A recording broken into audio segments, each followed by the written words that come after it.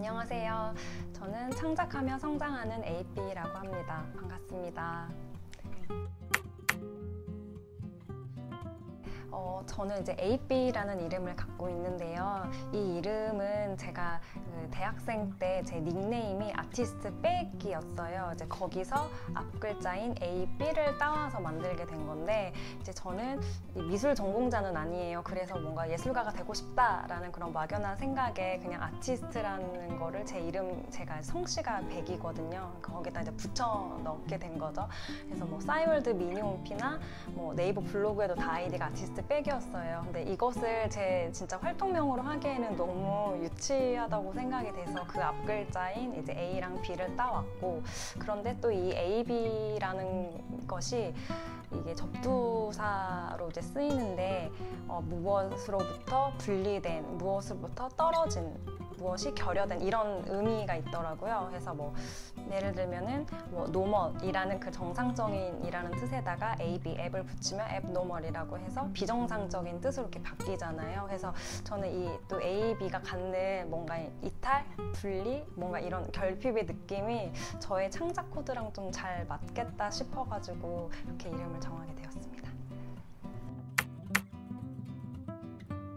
저는 이제 일러스트는 사실 상업적 미술에 근간을 두고 있지만, 사실 일러스트도 저는 예술이 될 수 있다고 생각을 합니다. 그러면 이제 예술은 어때야 되는가라고 이제 생각을 했을 때, 제가 생각했을 때는 예술이라는 것은 우리의 일상을 그대로 재현하는 것보다는 어떤 일상의 아래에서 계속 벌어지고 있지만 묵과되는 어떤 것, 혹은 계속 무시되거나 감추어지는 것들을 예술이 계속 끄집어내고 지적을 해야 된다라고 생각을 합니다. 그것이 제가 일러스트레이터이자 예술가로서 제가 할 일이 아닐까라고 이제 생각을 해요.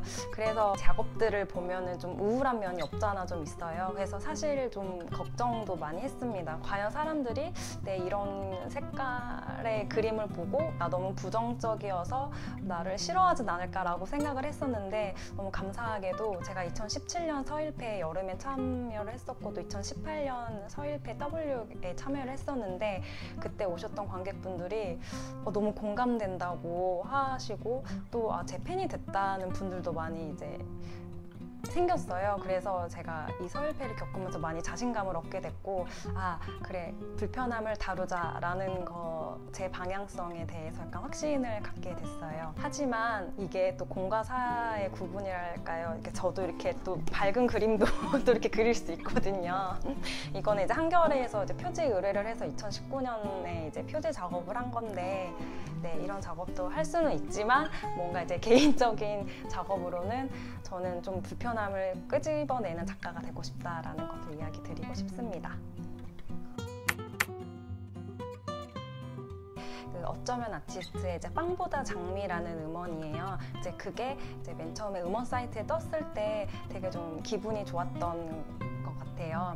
근데 또 이 앨범이 저한테 좀 큰 의미가 되는 것은, 그때 이제 어쩌면 아티스트가 이 빵보다 장미라는 곡을 만들었고, 그때 이제 빵보다 장미라는 또 직장인 밴드가 있었어요. 근데 저도 그 직장인 밴드의 일원이거든요. 저는 그 당시에 키보드 담당을 했었고, 그래서 우리가 다 같이 어떤 이 빵보다 장미라는 그런 메시지를 좀 전달을 하려고 했던 것이었거든요. 그러니까 이렇게 빵이라는 것은 우리가 이제 현실적으로 살아가야 되는 그런 먹고 사는 문제, 하지만 이제 장미라는 것은 우리가 그럼에도 추구하고 싶은 어떤 그런 인생의 아름다움이나 예술 뭐 이런 것들이 될 수 있을 것 같은데, 그래서 우리가 이제 빵보다 장미를 노래하자라는 그런 취지를 살려서 담았던 그림이고, 또 노래였고 기억에 많이 남고요. 그래서 이것을 시작으로 해서 이 작업을 계속하고 있어요. 그래서 최근에 3월에 발매를 했던 소공녀라는 인디 가수 언니분의 작업을 했었는데 너무 마음에 들게 나왔고, 또 작년에는 리차드 파커스라는 그 목소리가 정말 아름다운 가수분의 작업도 할 수 있었고, 네, 여러 가지 앨범 자켓을 하면서 예술가들의 음악에다가 제가 뭔가 비주얼로 한번 덧입히는 작업을 하는 건데, 그게 사실은 스트레스이기도 하지만 한편으로는 그 작업을 하고 나서 제가 또 한껏 좀 성장해 있는 느낌을 항상 받거든요. 이런 앨범 자켓 작업도 좀 즐겁게 하고 싶어요. 지금 제가 구상하고 있는 작품인데요. 제가 이제 아버지께서 3년 전에 돌아가셨어요. 이제 3년이라는 시간이 지나니까 이렇게 아버지가 돌아가셨다는 말도 덤덤하게 할 수 있게 된 것 같아요. 제가 왜 이런 이야기를 하고자 하느냐면은 제가 이제 그 아버지의 이제 장례식장 때 일종의 약간 억압적 상황에 놓여졌던 것 같아요. 이제 저는 사실 전업 작가가 아니고 직장 생활을 지금 하고 있어요. 그래서 어제 이제 장례식장에서 계속 핸드폰으로 일 처리를 계속 해야 됐어요. 나는 너무너무 슬픈데 계속 업무적인 처리를 아무렇지 않게 해야 되는 게 기분이 되게 이상하면서도 또 제가 너무 천연덕스럽게 연기를 하면서 일을 너무 또 잘하고 있는 게 굉장히 불편했거든요. 그래서 언젠가는 이것을 작업화해야 하지 않을까라고 생각을 했고 그게 올해인 것 같아요. 우리에게 희망이라는 작품을 설명을 드리고 싶은데요. 이 작품이 인기가 많았어요. 저도 되게 놀란 부분인데 관객분들이 엽서를 굉장히 많이 가져가신 작품이에요. 그래서 소개를 시켜드리고 싶어요. 이 작품은 일단 제목에서 모든 걸 다 얘기를 할 수 있는 것 같아요. 우리에게 희망이란 이런 게 아닐까. 약간 좀 잔인하기도 하지만 이 벌룬맨이 절벽을 열심히 부푼 희망을 안고 올라가는데 그 오른 순간 바로 이제 90도의 이제 절벽을 맞이하게 되는 거죠. 그러니까 우리들이 너무 어렸을 때부터 어떤 뭔가 이런 성공시대의 그런 프레임에 갇혀가지고 너는 커서 성공해야지, 누구보다 성공해야지, 돈 잘 벌어야지 이런 이렇게 주입식의 이런 교육 아래에서 너무 정말 진실된 희망이 아니라 뭔가 만들어진 희망을 계속해서 안고 살아왔던 것 같아요. 그래서 우리에게 이 희망이라는 것이 과연 무엇일까? 희망이라는 것이 때로는 너무 허망한 것이 아닐까라는 생각을 했어요. 이렇게 열심히 우리가 달려가는데 그 끝에는 과연 무엇이 있지? 그게 과연 정말 나를 위한 것일까? 약간 이러한 의문에서 만든 그림입니다. 네모의 등장이라는 작품이 제가 가지고 있는 작품 중에서 사이즈도 제일 크고 가격도 제일 비싼 작품이에요. 제작하는데 가격이 많이 들어가가지고요. 그런데 이 네모의 등장이라는 작품은 이게 등장이잖아요. 그러니까 네모를 탄생시킨 그런 의미를 담은 작품이기 때문에 더 의미가 남다르고요. 그 네모는 곧 나라고 생각을 하고 있거든요. 왜냐하면 제가 세운 그런 굳은 결심 같은 것들을 어떤 네모로 이렇게 응축해가지고 상징물로 만든 것이기 때문에 이 작품이 곧 저라고도 볼 수 있을 것 같아요. 이제 이 네모에 대해서 설명을 드리자면 일단 이 네모는 시면에 남색을 띠고 있어요. 너무 깊어서 그 바닥을 알 수가 없고 굉장히 단단하고 굳건해서 쓰러지지가 않아요. 어떤 뭐 태풍, 비바람, 뭐 폭풍우가 몰아쳐도 이 네모는 언제나 굳건하게 있을 거고요. 어떤 뭐 쇳덩이나 어떤 돌로 내리쳐도 절대 이 네모는 부스러지거나 쓰러지지 않는 그런 네모인 거예요. 그래서 제가 2012년에 이런 네모를 세우고 지금까지도 약간 버텨오고 있는 것 같거든요. 제가 이제 이 네모를 세우게 된 이유는 제가 좀 이 네모를 세우기 전까지는 좀 줏대 없이 살았다고 해야 되나? 물론 내가 뭔가 하고 싶은 건 있었고 방향성은 있긴 했는데 그 기준이 굉장히 좀 연한 사람이었어요. 그래서 팔랑귀라고 하죠. 이 사람이 이렇게 말하면 그것도 맞고 맞아 저것도 맞아 약간 나의 큰 의견이 없는 사람이었어요. 그래서 대체 내가 뭘 하고 살아야 할까라는 고민이 되게 많았어요. 저에 대한 정립이 없었기 때문에. 그러던 어느 날 저를 하나하나씩 약간 해체하는 작업을 했었어요. 나란 사람이 언제 행복을 느끼고 언제 슬펐는지를 이렇게 감정을 다 이렇게 풀어놓고 하나하나씩 해체를 하다 보니까 너가 언제 좋아하고 언제 행복하고 넌 이렇게 살아야 되겠구나 라는 그런 방향성이 나오더라고요. 그래서 나는 창작을 하면서 살아야겠구나 라고 그때 이제 뭔가 굳은 다짐을 하고 많이 울었어요. 많이 울고 나에 대해서 뭔가 나와 대화를 했다라고 할까요? 그래서 이제 그때 이 네모를 세우고 아 그래 나는 이 네모처럼 정말 앞으로 흔들리지 않게 살자라는 그런 의미가 담겨 있습니다.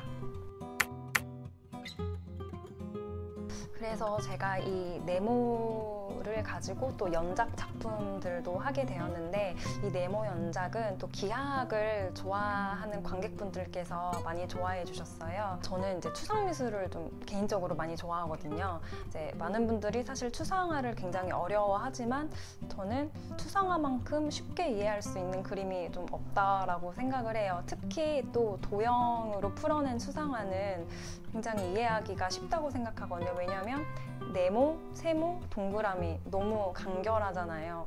이 세상에 복잡한 그림들도 굉장히 많은데 그것들을 간단한 선이나 간단한 도형으로 풀어내면 설명하기가 간단해지는 것 같아요.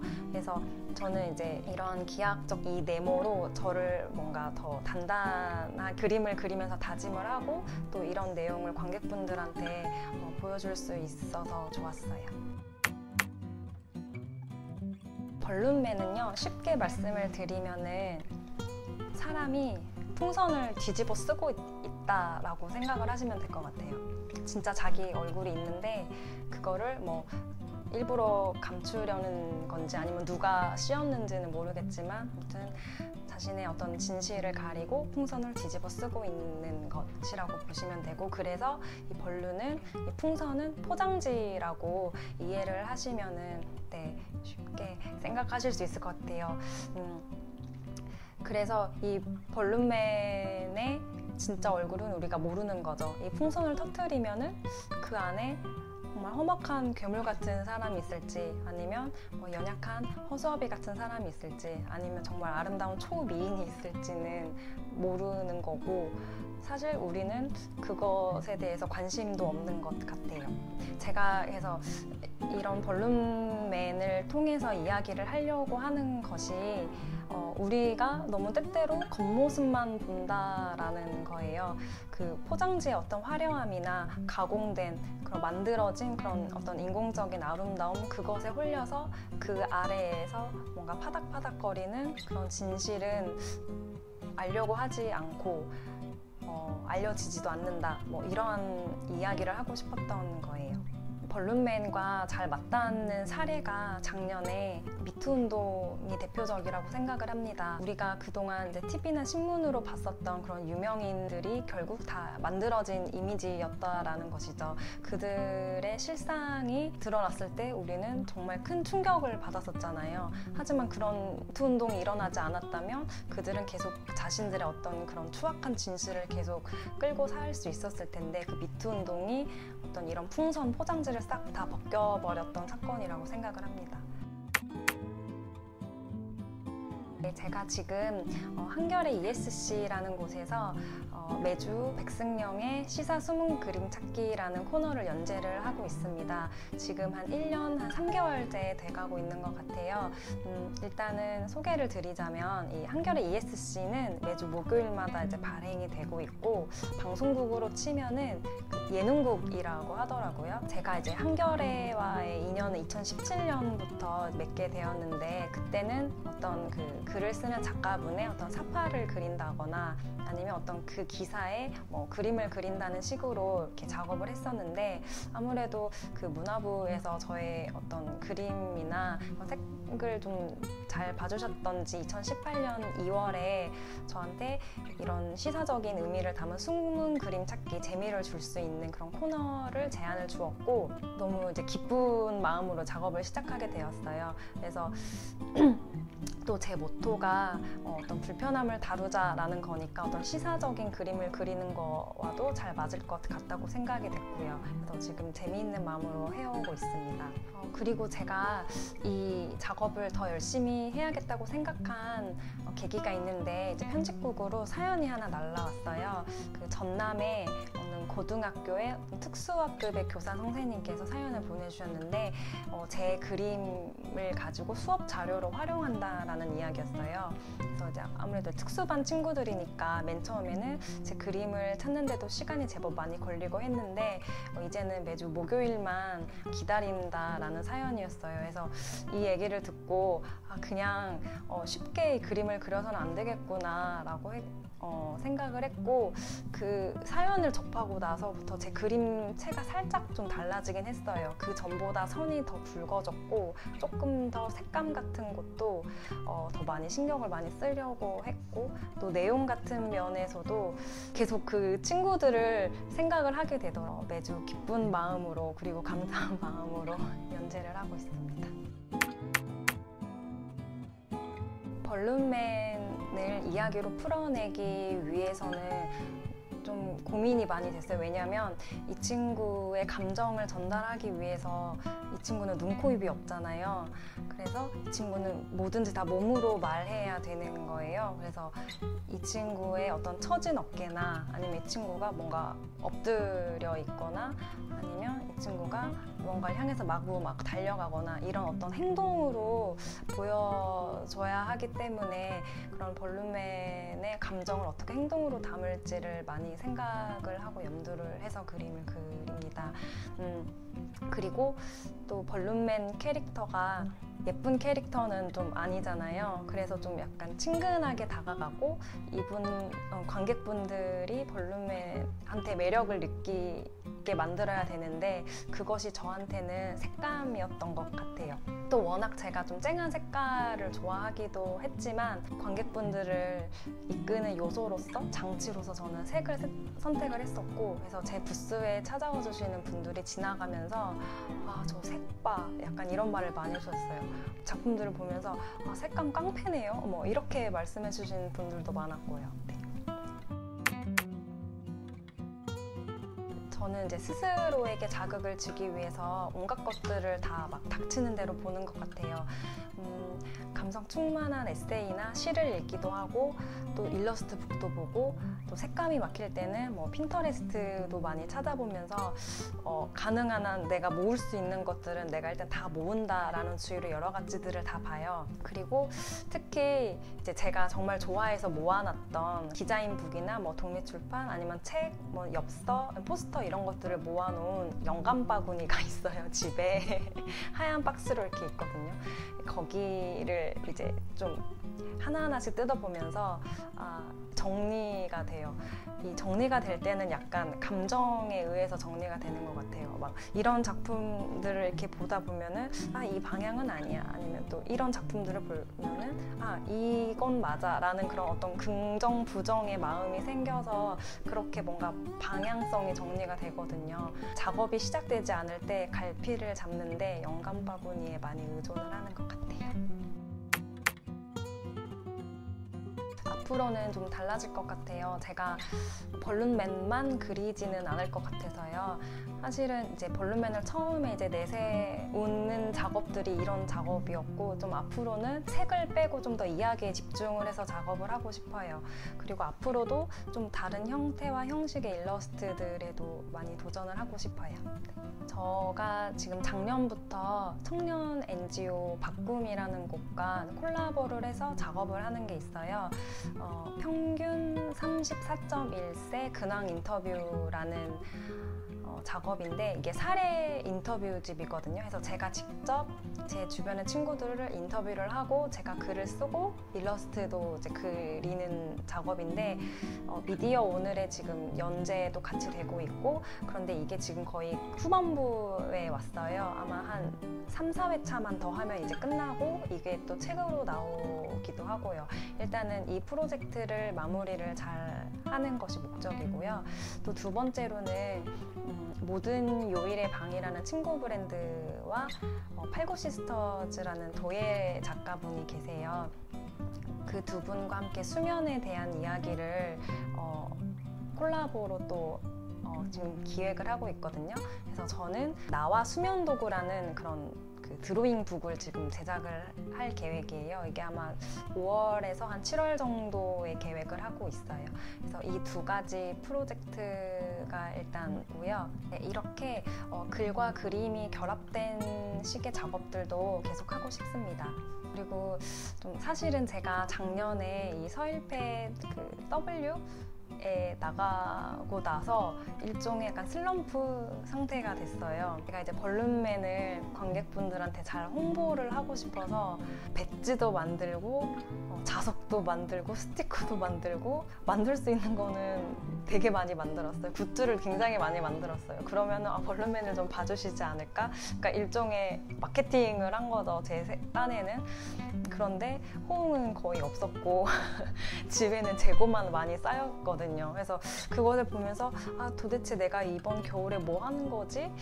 라는 그런 약간 현타가 오더라고요. 그래서 내가 뭔가 잘못한 거구나 라는 생각이 들었어요. 그러니까 뭔가 다른 작가분들이 이렇게 하니까 나도 따라한 것이었더라고요. 그래서 좀 고민을 많이 했고 그 1, 2월 달에 좀 생각을 많이 하면서 도대체 나는 어떤 일러스트를 작업을 해야 될까라는 고민을 많이 하면서 결론으로는 그래, 나는 그냥 나스러운 작업을 보여드리는 게 맞다라는 생각을 해서 나답게 작업을 해보려고 합니다, 앞으로. 그래서 뭔가 이런 굿즈 작업은 잘 하지는 않을 것 같아요. 그것보다는 그냥 제가 잘할 수 있는 그런 저의 시선으로 저의 회화성을 더 드러내거나 혹은 글이 가미된 그런 작업들을 해서 그 작업 자체에 집중을 하려고 해요. 앞으로도 짧은 그런 애니메이션을 벌룬맨을 주인공으로 해서 만들 계획은 있어요. 왜냐하면 좀 벌룬맨이 역동적인 캐릭터이기도 하고 또 스토리가 있어야 좀 의미가 전달이 잘 되는 캐릭터라서 이게 뭔가 그림만 보는 것보다는 뭔가 텍스트나 이렇게 어떤 스토리를 통해서 관객분들한테 설명하는 게 훨씬 좋을 것 같거든요. 제가 작년에 자유의 언덕이라는 어쩌면 아티스트의 노래의 뮤직비디오 작업을 벌룬맨을 주인공으로 해서 만든 게 있어요. 그것이 저의 첫 애니메이션 작품이었는데요. 그 작업이 너무 이제 고되고 사실 중노동이더라고요. 그것을 하고 나니 애니메이션이 사실 쉽진 않구나라는 걸 느끼게 됐어요. 왜냐하면은 그 애니메이션이 이제 한 장 한 장 프레임을 다 그리다 보니까 1초에 한 12컷을 그리게 됐거든요, 저는. 그런데 이 뮤직비디오가 약 한 2분 30초 정도 돼요. 그러면은 한 150초고 제가 150초를 곱하기 12를 하면은 1800장이 나와요. 그러니까 제가 한 그 정도 수준으로 그림 작업을 하게 된 건데 이제 방에 갇혀가지고 하루 종일 이제 그림만 그리는 작업을 계속 하다 보니까 손가락에 무리가 되게 많이 갔었나 봐요. 근데 그때는 굉장히 잘 버텼는데 이게 1년이 안 됐죠. 한 6개월이 지나고 나서 제가 지금 건초염 진단을 받아서 이런 보조기를 지금 이렇게 끼고 있거든요. 그래서 지금 빡센 작업은 사실상 지금 불가한 상태예요. 그래서 만약에 이 손가락이 나으면 빨리 이 벌룬맨을 움직이게 만들고 싶어요. 저는 같이 성장하는 친구처럼 저를 봐주셨으면 좋겠습니다. 앞으로 저 친구는 계속 발전하네, 또 달라졌네 이런 말을 들을 수 있도록 열작하겠습니다. 서일패에서 만나요.